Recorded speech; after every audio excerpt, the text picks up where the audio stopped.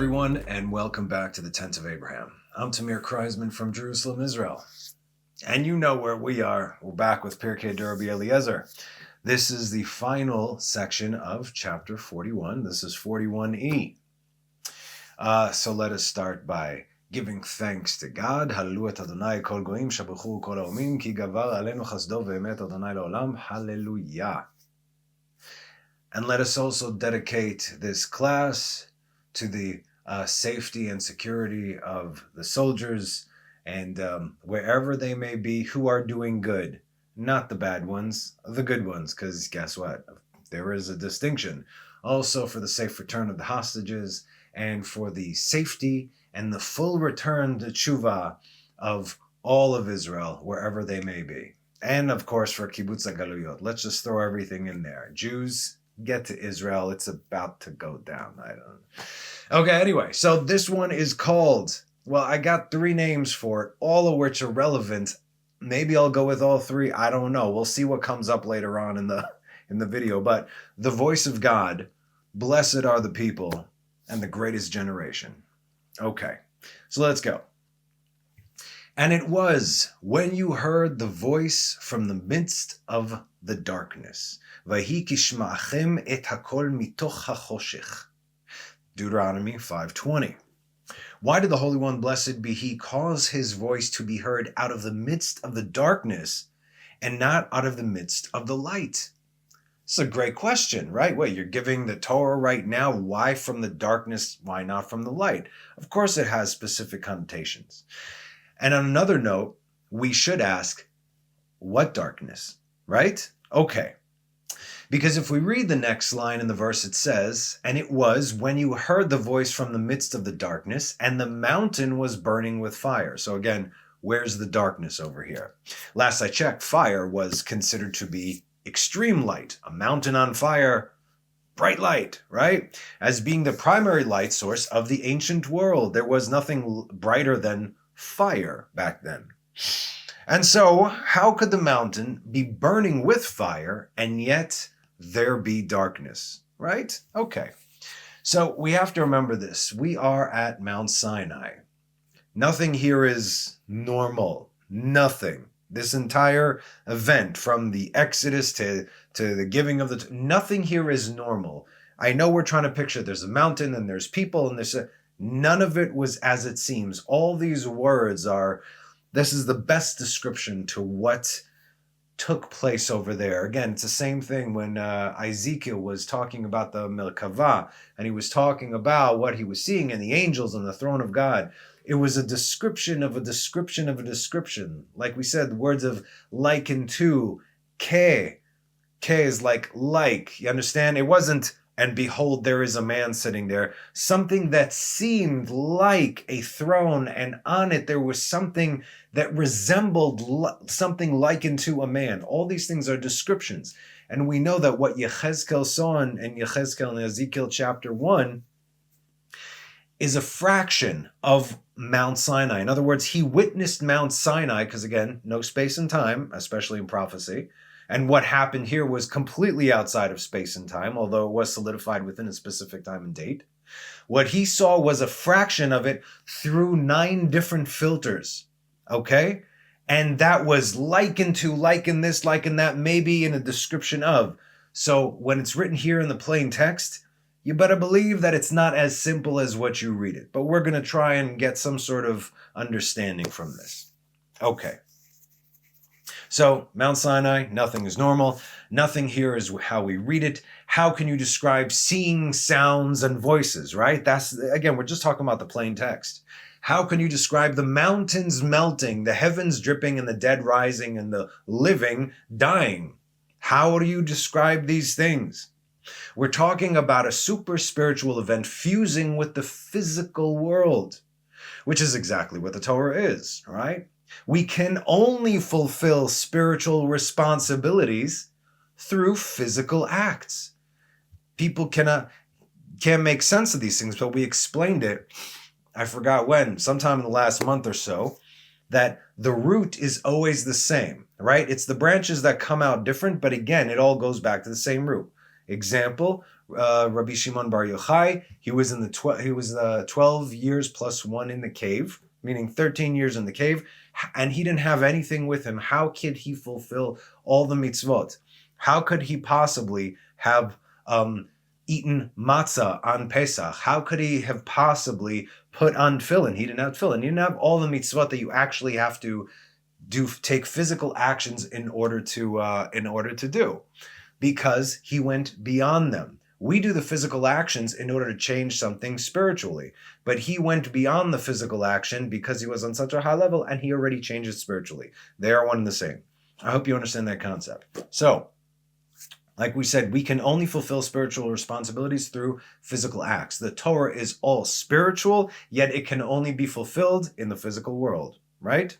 The Torah connects all the worlds, time, space, and all of reality. It's not just the 5 books of Moses that the Edomites, how quickly they discarded. This is the blueprint of all of creation, of everything, time and space. We are going to keep learning from the 5 books of Moses for all of eternity, because it is eternity. That's how important this book is. That is why it is the basis and the foundation of everything that exists. That being said, get this. One of the original colors of spiritual fire is black. Fire is one of the foundations of Torah, and it has 4 colors in total: black, white, red, and green. If these colors sound familiar, well, that's because they are. You have Zechariah's 4 writers with these colors, right? Or as the Edomites plagiarized from us, calling them the 4 horsemen of the apocalypse. These are the 4 colors. Incidentally, they are also the 4 colors of, say, the Palestinian flag or the Jordanian flag. They like these 4 colors. But also another example, for instance, when God told Moses, when he gave him the blueprint of how to build the Mishkan, build the tabernacle, he showed him the spiritual properties, and then he said, and on earth, this is what they look like, right? The 4 pillars of the Mishkan were these 4 pillars of fire. And Moses is like, how am I supposed to get a black pillar of fire, a red pillar of fire, a white pillar of fire, and a green pillar of fire? Spiritual fire. These things don't exist. God said, don't worry about it. Here is the physical manifestation of those spiritual properties. Told Moses, take a seraph, what? A fire angel, and put it up on a pole. Moses took a bronze serpent, right? This translates into that. The root is always the same. It is in order to get that done. So when God spoke to Moses in spiritual aspects, Moses translated that into the physical world. Moses was that conduit for God how to get things done. He was the giver of the Torah and all the mitzvot thereof. Okay, so in any case, the darkness which is mentioned in the verse is the black fire. In fact, something else. The Torah itself, it's on white parchment, right, with black writing. Originally, it was given, the white parchment was the white fire, and on it was written with black fire. The letters are spiritual, and yet the physical manifestation is the Torah that we have today. Okay, so you're getting the idea. Now, back to Pirkei Rabbi Eliezer's original question. Why did the Holy One, blessed be He, cause His voice to be heard out of the midst of the darkness and not out of the midst of the light? What is this likened to? To a king who had an astrologer. In rabbinical Hebrew, they call it astrologus. Modern day Hebrew is called astrolog, astrologia, astrology. Okay? So again, this was written 2,000 years ago, astrologus. All the gus at the end is very Greek.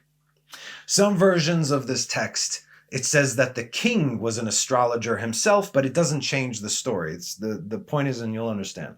So this king, who was an astrologer or had an astrologer, was having his son married to a woman, and he suspended black curtains in the chuppah instead of white curtains, right? We understand this, yes? The chuppah, where you get married underneath it, and it's supposed to be white, very specifically white. Black is a sign of mourning, while white is a sign of joy. His council said to him, our Lord King, a man should hang none other than white curtains at the chuppah of his son. He said to them, I know that my son will not remain with his wife except for 40 days, meaning up until 40 days. Let them not say that the astrologer did not know what would happen to his son. In other words, he's telling them, I know exactly, whether he is the astrologer or his astrologer told him. See, it doesn't change the story. So if you don't understand, then don't worry. Our text explains the parable. The king is the Holy One, blessed be he. His son is Israel, and the bride is the Torah. And the Holy One, blessed be he, knows that no more than 40 days will go by until Israel would remain within the commandments. Do we recall what took place on that fateful day? Exodus 32:1, when the people saw that Moses was late in coming down from the mountain, the people gathered against Aaron and they said to him, come, make us gods. And you know the rest of the story, right? So the word they use for late here in the Hebrew is Vayera ha'am, the people saw, ki boshesh Moshe. What is boshesh? Boshesh doesn't mean late. Late is me'uchar, comes from the word achar, as in afterwards, or acher is different. Same exact word, different punctuation. Acher is different. Elohim acherim, other gods, achar, afterwards. Vayhi achar dvarim ha'ele ve'Elohim nisa et Avraham. And it came to pass after these things, after achar dvarim ha'ele, and God tried Abraham. Genesis 22. You understand? Okay. So the word boshesh is not the way we say late in Hebrew, but rather it's a hint as to how late Moses was. And that was 6 hours, as in beshesh. Shesh is 6. Vayehi beshesh Moshe. Moses was late 6 hours. And when we say late, they miscalculated it, you see. And I want to give you guys a hint as to how things are going to go down. Again, we're looking at everything that took place right now. We're reading this right now in the Parsha. The entire trials and tribulations of Israel under the constriction of Egypt, the mother of all Tuma in the world. In other words, Egypt has expanded to the entire world today. And Israel, wherever we are under that oppression, and we don't even know it because we already have a slave mentality. And the people could not hear Moses because of shortness of breath, kotzer ruach, as the Parsha says, right? A shortness of ruach. The Wi-Fi signal isn't working. Me'avodah kasha, from hard work, from labor of this world. Worries and worries and worries. Okay. So because we're going to learn that, we're going to know how it's going to go down for us in our day, in our time. Now, so listen. If you think that God is ever late with the redemption, he is not, nor is the Redeemer ever late. So Moses wasn't late, right? God can be early, but that of course is on us, right? And again, even early is still its exact appointed time. And we'll also be tested on this, just as Israel were tested on that. So what if Moses didn't come back in 6 hours? So what? We'll wait 7, 8, 9, 10, a year, 2 years, 10, forever, for infinity. We will wait for the Torah, right? Okay, no problem. Though he may tarry, I will wait for him on any day that he may come. Waiting for Mashiach. So what day did we slip up over here? It was the 17th of Tammuz. And it was supposed to be the day in which death itself would be swallowed up forever. The dead of Israel would rise. The kingdoms of the world would fall, and only Israel would remain. And the world would return to Eden. Now, I don't know about you, but the world wasn't ready at that time for all this to transpire, and God knew that. So it didn't. He knew exactly what would happen, hence he spoke from the darkness and not from the light. If that were to happen then, what about all the souls of Israel who would need to be born over the next 3,400 years? What about all the kings and all the prophets and all the sages? What about all them?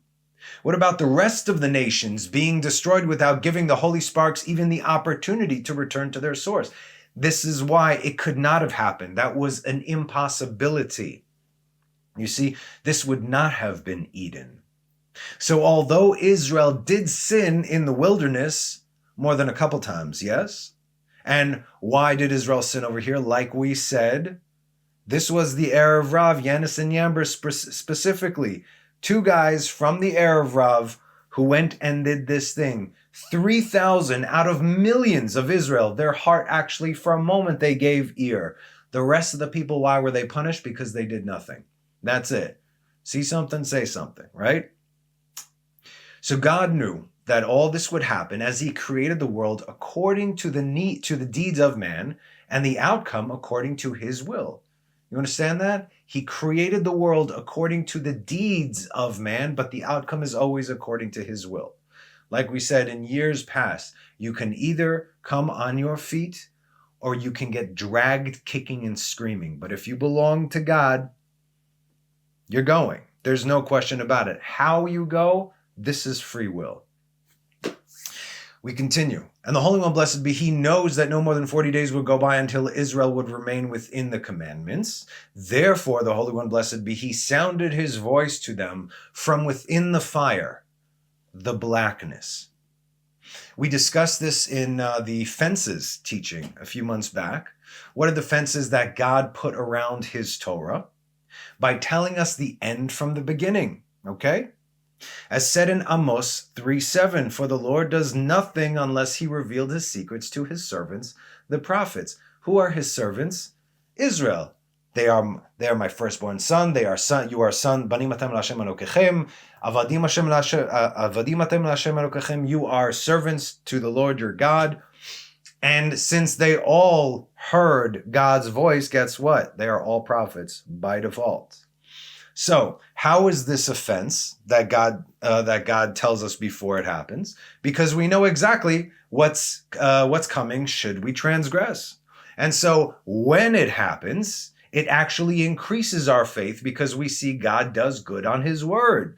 Shall we test it? Don't do it. And then God will say, don't test. How's he going to say it? Sending the prophets. Listen, you can do tshuva, and this isn't going to happen. But we didn't listen, right? One of the few times that any kind of nation actually listened to a prophet, that would be Jonah. And why? Only because it was Pharaoh over there, as in Egypt, Pharaoh went to be king of Nineveh. And he's like, you mean the Lord? Oh, yes, we are. I am very familiar with him. Everybody, tshuva time right now. It's like, we're not going down there again. Please no. Okay. God doesn't need to tell us, I told you so. We are the ones who need to remind ourselves, God told us so.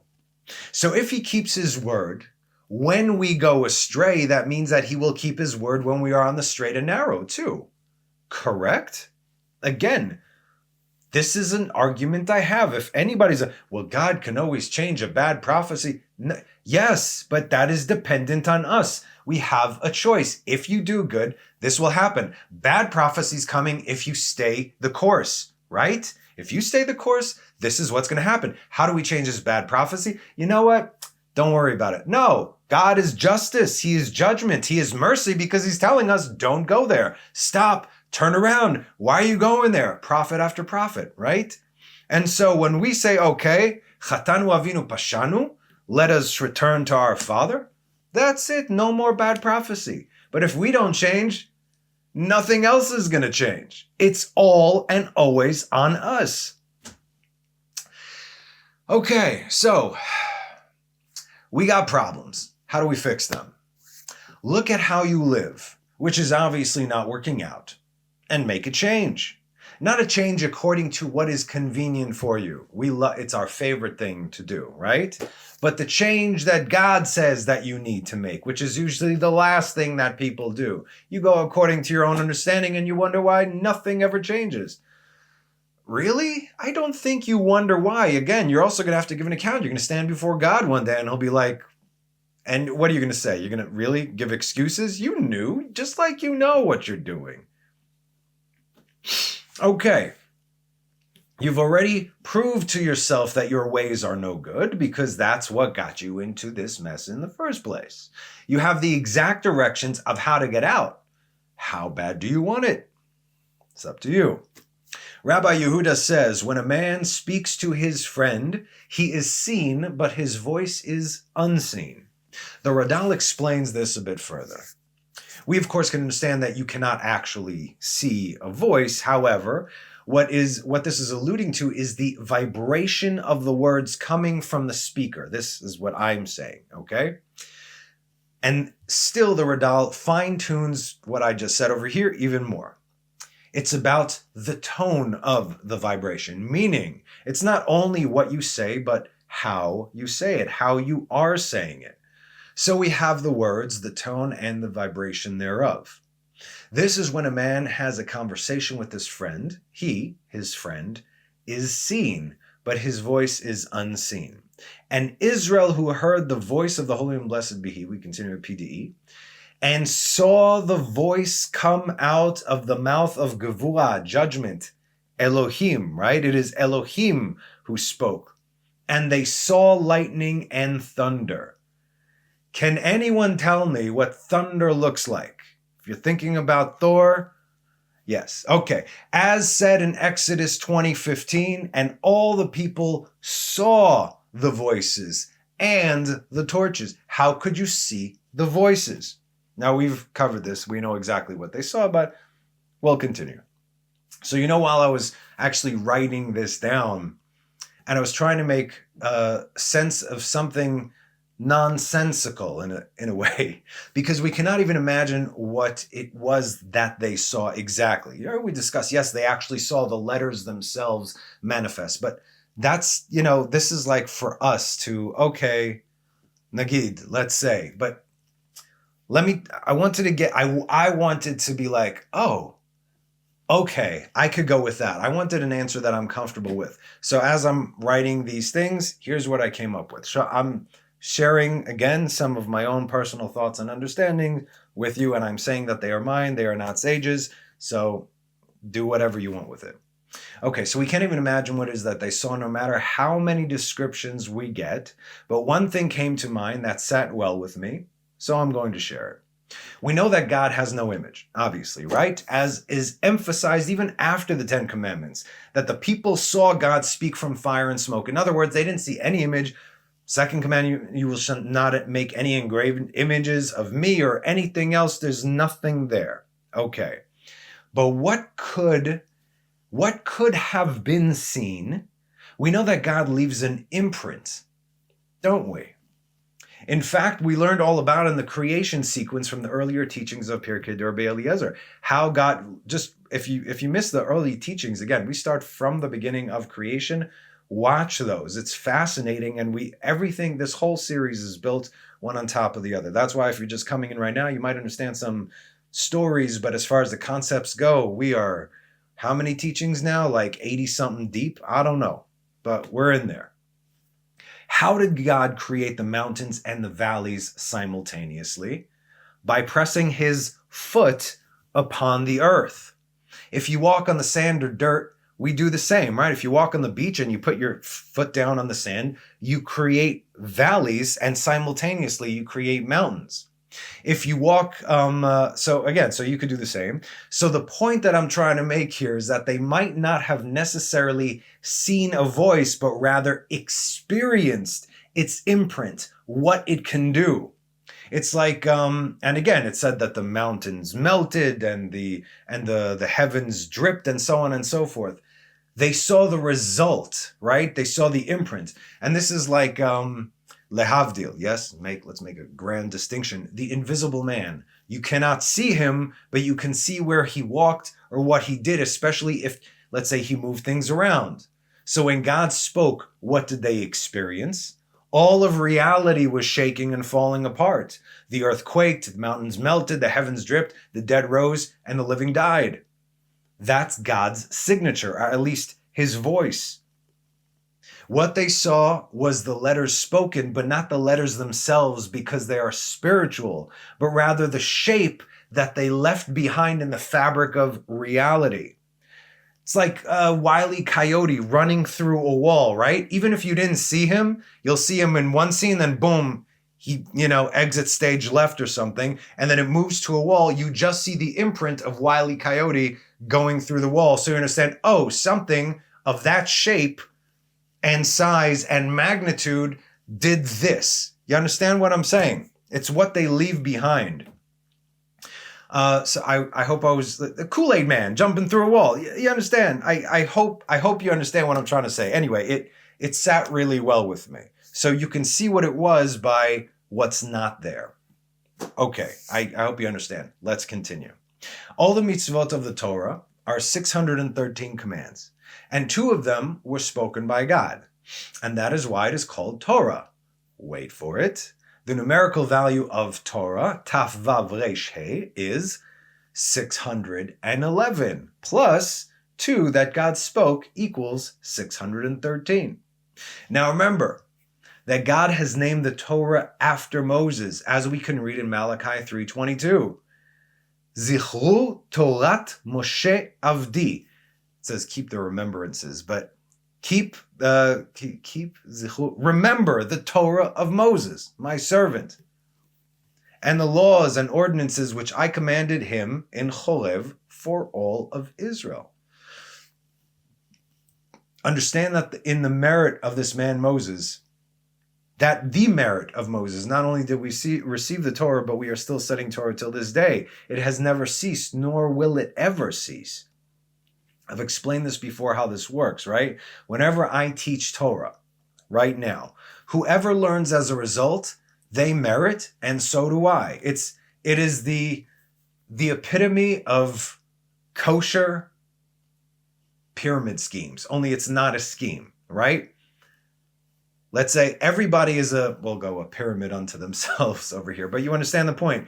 I teach the Torah, these classes go out. Any person that learns from that, you gain Torah, and I gain based on your experience. If you share these videos, for instance, with somebody else and they learn, you get yours and you get theirs and they get theirs. No one loses. That's the point of what I'm saying.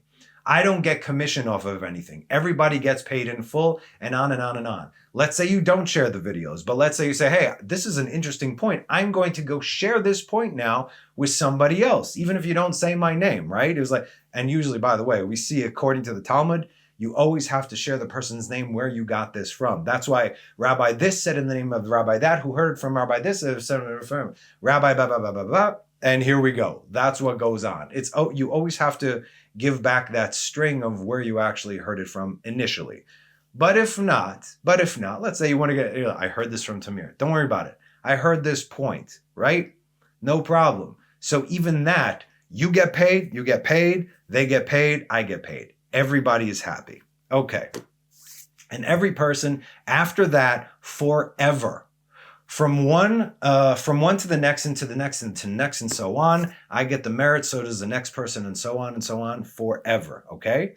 So again, even if I'm doing these studies and you're just listening to this and you move this along, then you get that credit and every credit that comes after that forever. So do it. Now, let's say you don't teach Torah or even impart Torah. Let's say you got nobody to speak to, okay? Let's say you're in an area, you're the only person there who doesn't believe in idolatry, and you don't really have anybody to share with. But you support the study and the teaching of Torah, right? Some of you guys, support the channel over here. What do you think that does to you? Everything that I get, you get. And it doesn't take away from anything that I get. It's not like, okay, because you give, you now get. It's like a piece of the pie. No, everyone gets their own pie. When it comes to Torah study and Torah teaching and Torah learning, guess what? You can have the bakery and you can eat the pie. Or what is it?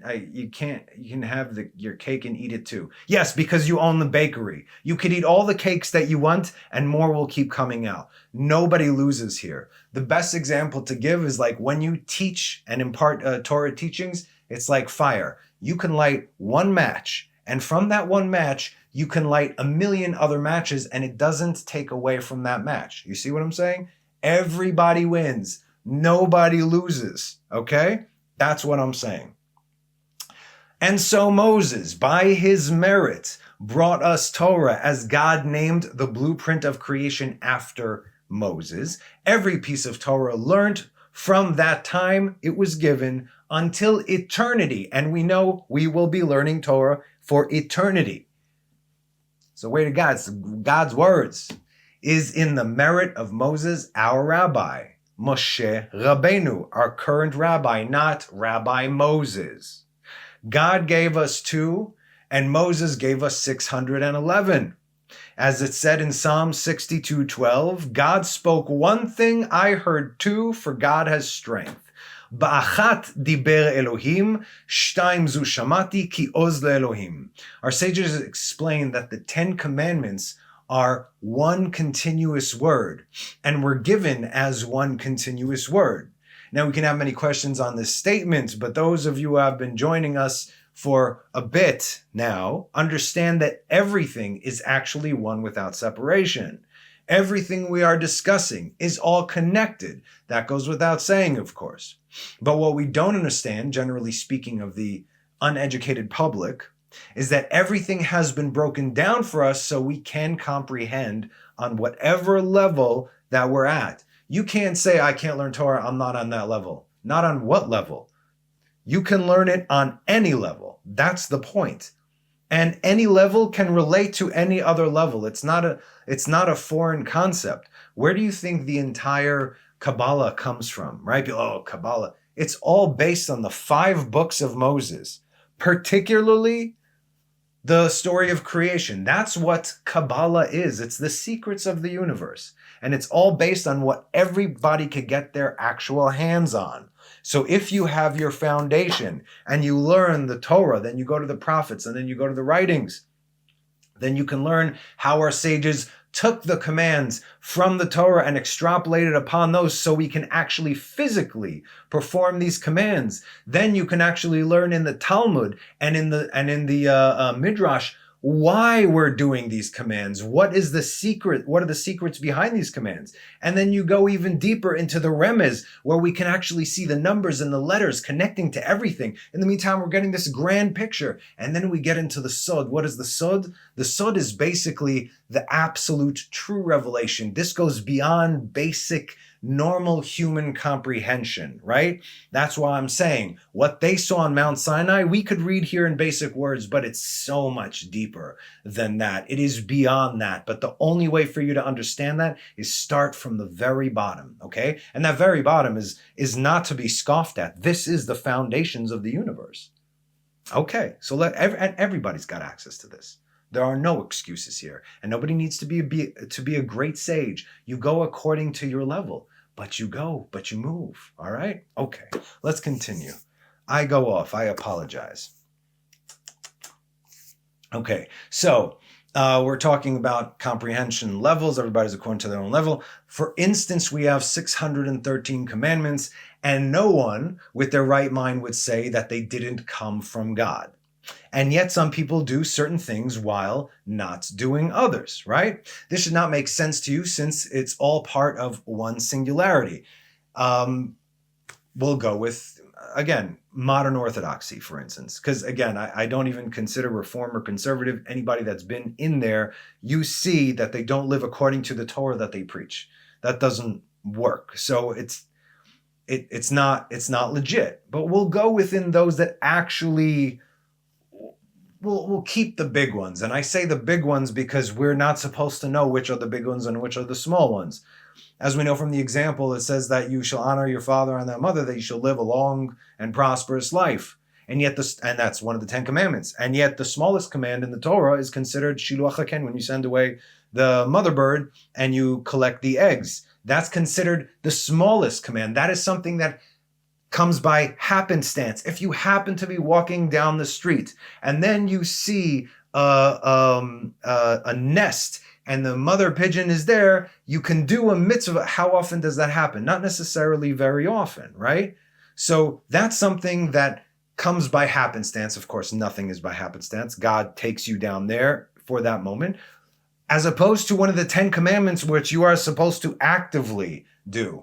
And yet, what does it say? The only other command that says in the Torah that you will live long and prosper for.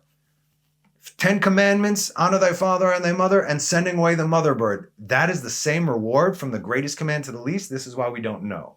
But again, going back to the example, in modern orthodoxy, They will keep Shabbat and kosher and tzitzit and tefillin and all these things, but the modern part kind of gets in the way. And the modern part, let's say a lot of women don't cover their hair. Covering your hair, we understand this from the 5 books of Moses, where the woman has to uncover her hair if she's to go before the priest, a married woman. We know this from the Torah. Covering your head, wearing a kippah in the Torah, that's not there. The rabbis understood this, and it's a sign of respect. That's why we do it. There's always a separation between us and God. Lehavdil, the Edomites, when they go into a church, they remove their covering, right? When we go into a synagogue, if we're not wearing a head covering, we cover our head because we are not equal with God. God is above us, and this is a sign of respect. Completely different understandings over here. Okay. So how can you determine that one command is more important than the next? You can't, like we just said, because you may understand this one, but not that one. In other words, well, I understand this, but this I don't understand, so I'm not going to do it. It all comes from the same place, right? I guarantee even the understanding that you think that you have of what it is that you do is not the root of its true nature. That we will learn when Mashiach comes. So why do we do anything? Very simple. And always remember this, because God said so. That's it. Na'aseh v'nishma. Why will we do? And then we'll hear because you said so. So I don't care what's written in there. Whatever is written in there, I trust you. I just saw what you did to Egypt. I just saw what you did for us. Whatever you say, consider it done. You have a puzzle with seemingly uneven pieces, some larger, some smaller. You need all the pieces to complete the puzzle. There's no one that's more important than the other. Otherwise, the puzzle is not complete. And the same goes for the sparks, right? The redemption cannot be fulfilled until the last spark comes into the fold. What, you think every neshama is like that of Moses or Abraham, Isaac, or Jacob or any of our sages? No, of course not. These guys they're called mountains. What are we? We're specks of dust, hopefully, within their vicinity, if we are to be lucky. God founded the world on these individuals. These individuals could command the heavens and the earth. Hopefully we can be a speck of dust somewhere in their presence blowing by. You understand? And yet still, with all these mountains in play, until every last speck of dust, holy sparks, but speck of dust, is where it needs to be, the redemption does not come. Well, if this isn't ready, then the whole thing is being held up. You see? So can you say that one is necessarily more important? No. Everyone has their job. And because we're all part of Israel, we have to do what we need to do. And everyone and everything matters. Okay, and again, if we're going now with Noahides, and we can also learn this in the book of Daniel, the Noahides attach themselves to Israel. It's all about the God of Abraham, Isaac, and Jacob. And so where the Jews go, the Noahides go. That's how that works. That is very simple. No idolatry, 7 Noahide laws. You're good. We'll all see you there. We will hang out. The redemption cannot be fulfilled until the last spark comes into the fold. And so when we read what David said, God spoke one thing, I heard two, for God is strength, or rather properly translated, one spoke Elohim. 2 of this I heard, for might is to Elohim. Rabbi Pinchas says, that entire generation that heard the voice of the Holy One, blessed be He, at Mount Sinai, merited to be as the ministering angels. Psalms 82:6 says, I said, you are Elohim, and all of you are the sons of the Most High. Ani amarti Elohim atem, you are Elohim. Uvne elyon kulchem, and you are all sons of the Most High. Sometimes the term sons of God refers to the angels as well, as we can read in Genesis 6:2. The sons of Elohim and the daughters of man, for they were beautiful, that they took for themselves wives from whomever they chose. Job 1:6. Now the day came about, and the angels of God, Vayavo bnei ha-Elohim, bnei, sons of ha-Elohim. The sons of Elohim came to stand beside the Lord, and the adversary, ha-Satan, the adversary, too came among them. Daniel 3:25. He called out and said, "Behold, I see 4 men walking in the midst of the fire, and there is no wound upon them. And the form of the fourth, looks like a son of God. Dema ledamot lebar elahin. Bar, son, bar mitzvah, bar, ben, son, elahin." You got that? The fourth looked like an angel. But there is a difference that you would simply miss in the English, and that is between the Yud-Ke Vav-Ke, the name of mercy, and Elohim, the name of judgment. With angels, it's only Elohim, like we read, but you would miss it again because it's in the English. So what do we read in Deuteronomy 14:1? Banim atem lahashem Elohechem. You are sons of the Lord your God. You are sons le Yud-Ke Vav-Ke, the name of mercy, your God. And of course, Exodus 4:22. And you shall say to Pharaoh, so says the Lord, Ko amar Adonai Yud-Ke Vav-Ke, Beni Bechori Israel. My firstborn son is Israel. You see. So, we already know that this generation was something very, very special, as they were considered to be the highest and the most corrected of any generation to have ever lived. No other generation or man except for Moses has ever heard the direct voice of God. No one. And since they did not enter the land, neither did their shepherd. But guess what? They're all coming back in the end times, and Moses will once again lead them, finishing what he started. There is a very clear understanding that we are the incarnation of that generation, and Moses is already here among us in the Gdol Hador. We discuss this. Other midrashim say that the sparks of their souls are connected with the souls of the last generation, which is us, right? And Moses, Gdol Hador. Okay, the greatest rabbi of the generation, because hence Moshe Rabbeinu. His spark goes into every great rabbi of every generation. Now, if you're thinking, well, if they were so great, then how come they sinned? And how come they weren't allowed in? And so on. Yeah, we learned this. Death is a redemption, meaning the fact that they were killed because of sin does not take their merit away, but their sin is removed. It doesn't go, for instance, if you're standing in the heavenly courts, they take your merits and they take your sins and they weigh it, right? So let's say you got 100 mitzvot and 99 sins. Oh, good, yay. No. God doesn't want to take away the 99 mitzvot to counter the 99 sins. He wants to give you all the mitzvot. It doesn't work like that in heaven. It works like this. 99 sins, 100 mitzvot. You get the 100 mitzvot, the merit for the 100 mitzvot. But the 99 sins, that you need to go through a cleansing process. But you don't lose your surplus. You see, it's not like your regular banking system over there. So when they died, all of a sudden, here's your sin, here's all your positive stuff. Death, sin taken away, you get all the positive stuff.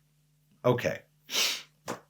Now, as a result of them being on the level of the ministering angels, our text continues and says, throughout their lifetime, they never had the spilling of seed while they slept, right? They never saw keri miyamehem. It's the same thing that says of Jacob, and also referring obviously to Isaac and to Abraham. And the whole instance that happens at night when you sleep, that comes directly from Adam's ex-wife, she who shall not be named. Do not say her name, because then she will come and give you a visit. You don't want that, all right? Taking the unborn souls of what would be Israel, capturing them, and creating demons. She had no hold over that generation since they were the epitome of purity and holiness. Our text continues, and no type of lice ruled over them. Lice are some of the smaller and more annoying insects that thrive off the blood of their host. They literally feed on other living beings. They are parasites. Now, if you recall the book of Leviticus, specifically Leviticus 11:42. I know this because this is also my bar mitzvah parsha, Shmini. What does it say about bugs and creepy crawly things, which so happens to, and from this parsha, it so happens to contain the middle letter in the Torah is right in this parsha, which is in the middle of the word gachon, belly. That's a letter Vav. It is the letter Vav, which is numerical value of 6, is the middle letter in the entire Torah, in the middle book, in the whole Torah. Boom, it's right there. Any creature that goes on its belly. Kol holech al gachon. This is again Leviticus 11:42. This so happens to contain the middle letter of the Torah, which is in the word gachon, belly. As we know, the letter Vav is the 6th letter, and it alludes to the number of man, since man was created on the 6th day. Also, the 6th Sephira is Yesod, which alludes to the Brit, the covenant, the circumcision, which we have been commanded to keep and to guard. And why is the middle letter in the Torah in the middle of the word that alludes to the serpent? How does it allude to the serpent? Genesis 3:14. And the Lord God said to the serpent, because you have done this, cursed be you more than the cattle and more than the other beasts of the field. You shall walk on your belly, and you shall eat dust all the days of your life. Al gechoncha telech. Everything that walks on the gachon, this is directly alluding to the serpent. Now you got to understand something, and I know we've covered this many times before, but the serpent is both male and female. How so? It is Satan and his wife, the serpent, Adam's ex-wife, fused and became one when they enticed and impregnated Eve. Why are we commanded to remove the foreskin in our brit, circumcision? Because it's called tum'ah, tum'ah. It's not the tum'ah, but it is. It is called impurity, the most impurity, and that is her domain. When we remove this from our brit, we remove her from ourselves, okay? Anything that has to do with lusts of the flesh, that's all her. So why is this in the very heart of the Torah? Why? To show us that the Torah itself is the guide to making us pure by ridding us of all the impurities of this world. As we can read in the following verses in Leviticus, right after the verse hinting at the serpent. For I am the Lord your God, and you shall sanctify yourselves and be holy because I am holy, and you shall not defile yourselves through any creeping creatures that crawls on the ground. But it's not only what goes into our mouth that you see, like you guys understand this, right? Who said these words? I would assume someone tied with the serpent would say that it doesn't matter what goes in a man's mouth. For goodness sakes. For I am the Lord who has brought you up from the land of Egypt to be your God. Thus you shall be holy because I am holy. V'haitim kedoshim ki kadosh ani, says God. And guess what? That generation, they were holy indeed, not only in soul, spirit, and nefesh, but also in body. They all died and were resurrected by the voice of Elohim. Do you understand the kind of cleansing that they received? And not once, but twice. And when they finally did die in the wilderness, it says of them, Pirkei Rabbi Eliezer, and in death, rot and maggots did not rule over them. Rot and maggots rules over us all, especially nowadays, right? Rot and maggots do not rule over the living, correct? Correct. Some physical activity, yes? But only the dead, correct? Correct. Not this generation, of which are mentioned in Ezekiel 34:25, where it says, "V'karati lehem brit shalom, v'hashivati chaya ra'a min haaretz v'yashvu bamidbar lavetach, v'yashnu bayarim. And I shall make with them a covenant of peace, and I shall abolish the wild beasts from the land." We know who they are. "And they will dwell securely in the desert, bamidbar, the wilderness, the desert, and grow old in the forest." It says, Ba'ye'orim. Anyway, a covenant of peace is what? It's eternal life, like God made with Pinchas, Elijah, the immortal. Natati lo briti shalom, made him the covenant of peace. He didn't die, and he became like the ministering angels. Generation of the wilderness.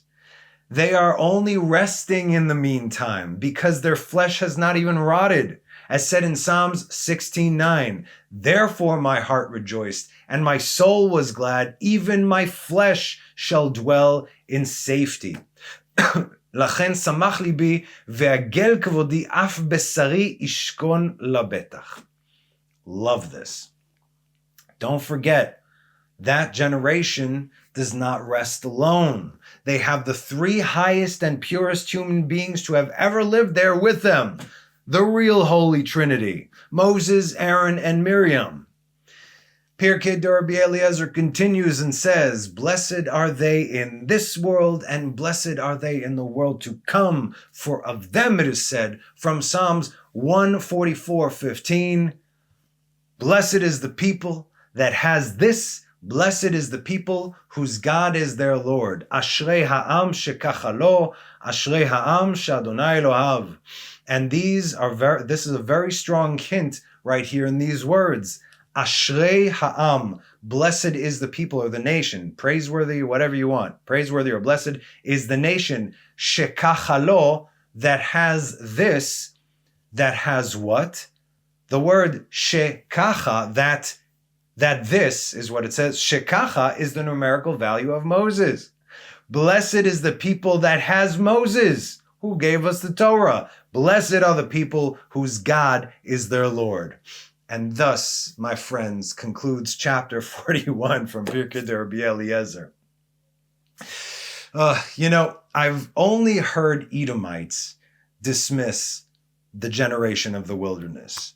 And I've only heard Edomites redefine what it means to be holy, despite the 5 books of Moses.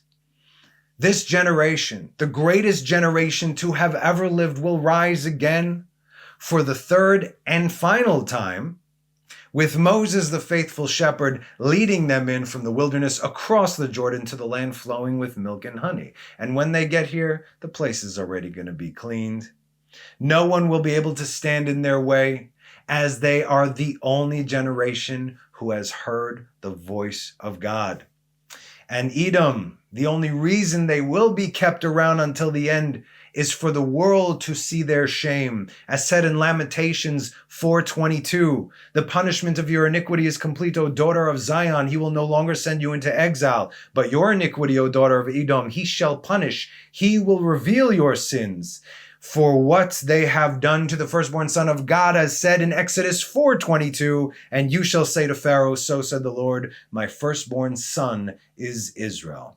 This, right now, here today, is the greatest time to be alive, people.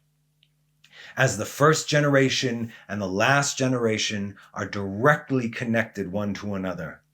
As we say 3 times a day, during Ashrei Yoshvei Betecha, and when we carry out the Torah from the Ark on Mondays and Thursdays, blessed is the people that has Moses, blessed are the people whose God is their Lord. Blessed are those who heard the voice of God, and blessed is the greatest generation to have ever lived. And we are about to be that generation once again. Thank you all for joining me. Have a wonderful rest of the week, and have a Shabbat Shalom. Bye-bye.